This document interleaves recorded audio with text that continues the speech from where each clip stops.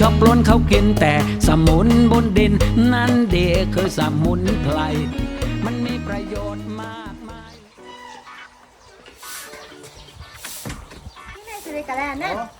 เดี๋ยวก็ประกำนะจอกปะเดี๋ยวกลางนอกอยู่เพื่อนก็มันห่างลีตามันอิ่มมือจานมีกัดเท่าเหี่ยวย่อนยันได้จึงล่ะคู่ก็หลูร้อยเสื้อผ้าเพื่อนก็หลูปัดเขาพักก็หลูให้เลี้ยงซูจะเอาข้าวยำติเลยกับลุ่มลาดตัวเก่าล่ะ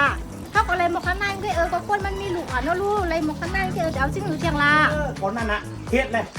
ฮียงก็เฮ็ดละแต่เขาได้ทำอยู่เพื่อนเนี่ยมันอยู่มันใครอยู่มันอิ่มมันมือมันจานเจ้าสูเดี๋ยวก่อนประกำนะ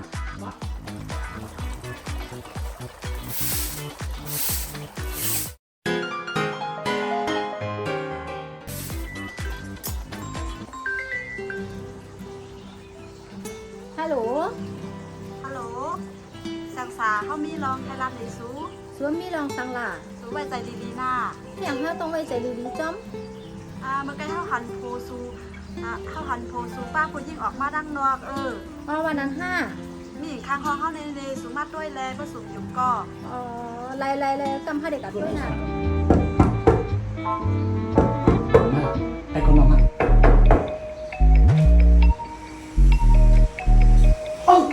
แห่งสูมาอยู่จ้อมกันแน่แน่แห่งไรสวยนันที่เฮาแน่เหมือนตีสูฮันนั่นน่ะหนูละกำน้ำพานั่นปีอีเท่าไอ้เพื่อนนะสูเท่าก็เท่ากีก็กีนั่นนะเหมือนเท่าเนาะหมุนนำเนาะมือละน่ะอย่าไปมาแทงนะเป็นยาวเมาปีใจดานังขังหอมมือจมกันมียาวสู่มือหักก็มือปลายเป็ดนางยาวฮัลโหลน้องหญิงมาหาเฮาอีกรู้อันที่สูว่าเฮามาอยู่สุราเท่านั้นเป็นลองเตงว่าเฮากะหันมามัวแล้วว่าสูเขามีเปิ้นเตี้ยวโจมว่าดิสุราเฮาสูมาหาเฮาอีกนู่นมื้อแล้วในเฮามีลองใครถามสูอีกนึงไว้ใจดีๆได้กำเขาเด็กกับมาสูหลาเฮามาว่าเฮาได้เป็นอีเท่าว่าอีเหี่ยวว่าอีแก่ว่าทั้งเท่าทั้งเหี่ยวทั้งแก่อยู่ที่เฮาได้มัวแล้วสูเฮาเคยมีลองถามสูเฮาใครทางเดียวเด้จังสูมาหาอินนะเฮาได้ย้อนตั้งใจแถมสูอีกนึงเอาหน้าไล่ไปให้ไว้ใจดีๆเฮาเด็กกว่าเจ้าสูหน้ากำยากันหน้า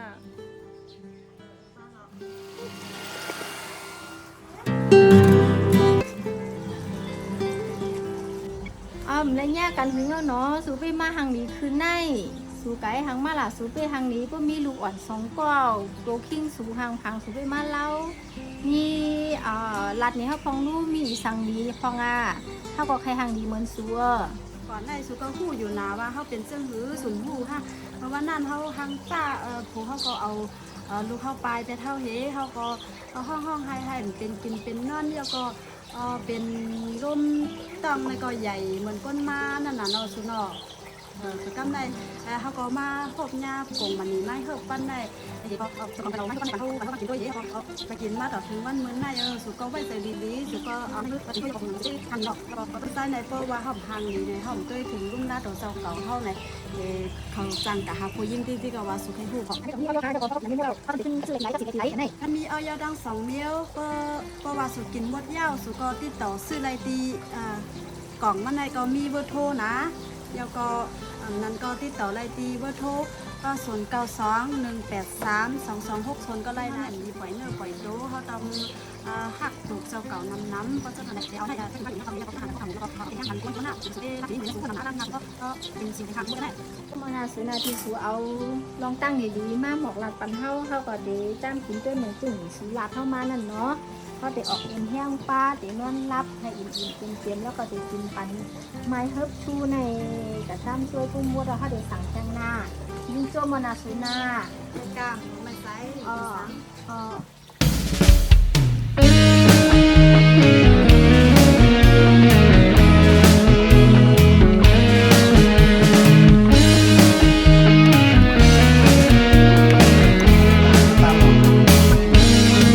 สมุนจน นั้นไม่ได้ชอบล้นเขากินแต่สมุนบนดินนั้นเด็กคือสมุนไพร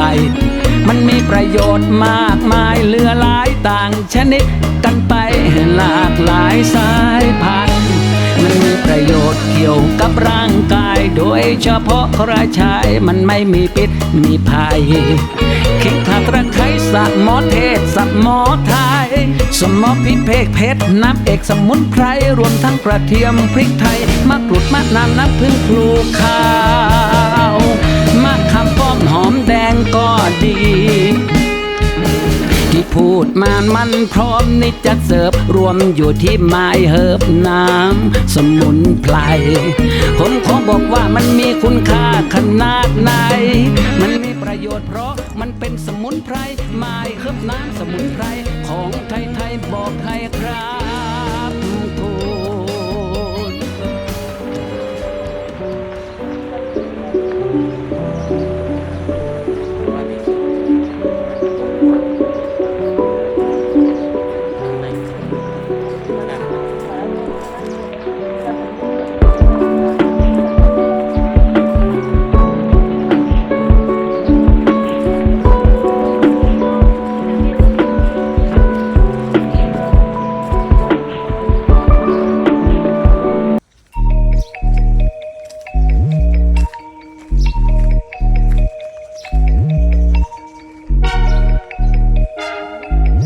อผมจะให้มันมาอย่างมันมีกันในไอ้ท้อมันไม่แม่นอีกไม่อย่างมันมีกันในเข้าไม่ได้อย่างมันมีกันในไหนเป็นเผอ เป็นไผก็ใครย่าว่าหนูมาใส่ใจ คืออะไรว่ามันทำได้จึงหึงลาสูเป็นเมียเฮารู้ แจ้ว่าสูลือเพิ่มแปดแล้วลูกจองสูต้องความสูมือสามหนุนปนมานั่นสูว่าเขาเคยกวางอะไรก็กว่าอะไรในลูก นั่นได้ห้ำต้องห้ำหูเจ้าหัวนั่นว่าก็ได้เป็นเผอเป็นเมียเฮาอ่ะของเจ้าหูไปเท่ามือปล่อยไม่ใช่เกี่ยวเลยปล่อยเขาอีกเข้ามันจะทลาย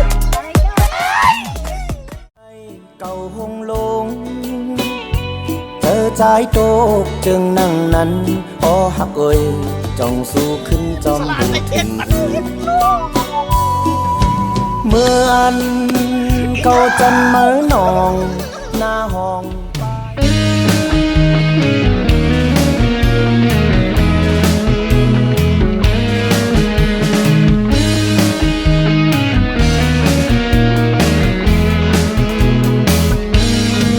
สมุนจนนั้นไม่ได้ชอบล้นเขากินแต่สมุนบนดินนั้นเด็กคือสมุนไพรมันมีประโยชน์มากมายเหลือหลายต่างชนิดกันไปหลากหลายสายพันธุ์มันมี เป็นนั่งยิงดูเลยครั้งนี้ว่าอยู่กูข้อยำเนี่ยค่ะอย่าลืมกินไม้เฮิบวันไม้เฮิบทูกูวันในค่ะเนาะ สมอพริกเพกเพชรน้ำเอกสมุนไพรรวมทั้งกระเทียมพริกไทยมะกรูดมะนาวน้ำผึ้งพลูข้าวมะขามป้อมหอมแดงก็ดี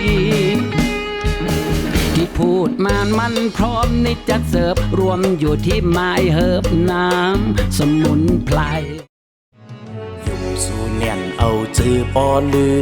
จุงหยิบมือหน้ายุ่มห่างดีสำไรกว่าไรอยู่ไรมีมาผาดยานกว่าปีปอกขึ้นมาตาวันตกเย้าน้องมีเลยปีมองเมืองปอแรงก่ออัง